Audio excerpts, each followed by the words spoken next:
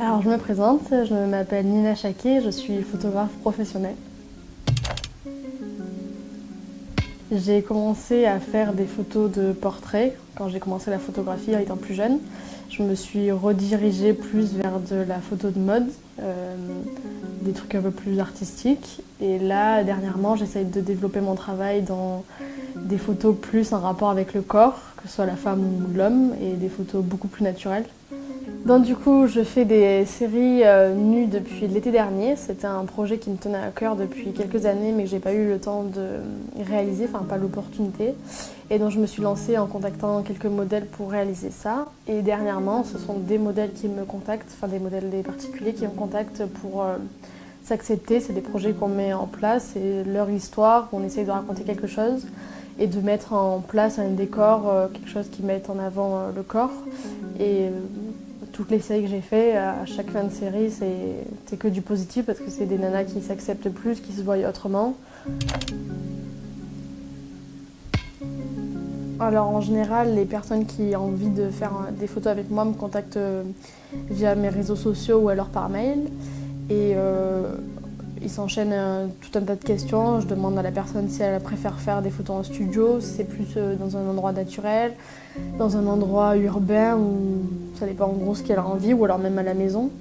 Et c'est le client qui est libre en fait de faire ce qu'il veut et moi je m'adapte à n'importe quelle envie. Et tant que moi ça me branche et que ça m'inspire, tout est libre quoi. Et si la personne n'a pas forcément d'envie, c'est moi qui crée une ambiance, c'est moi qui crée ce que j'ai en tête et ce qui va bien avec son profil.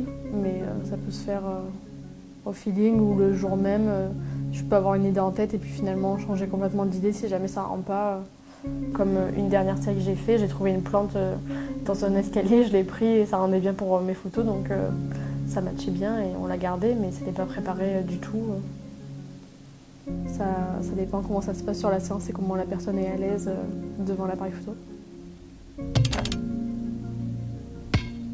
Alors j'ai fait 1 an de bachelor à Lyon, à l'école de Condé. Et j'ai arrêté au bout d'1 an et je me suis lancée, je suis revenue habiter dans le sud et je me suis lancée toute seule.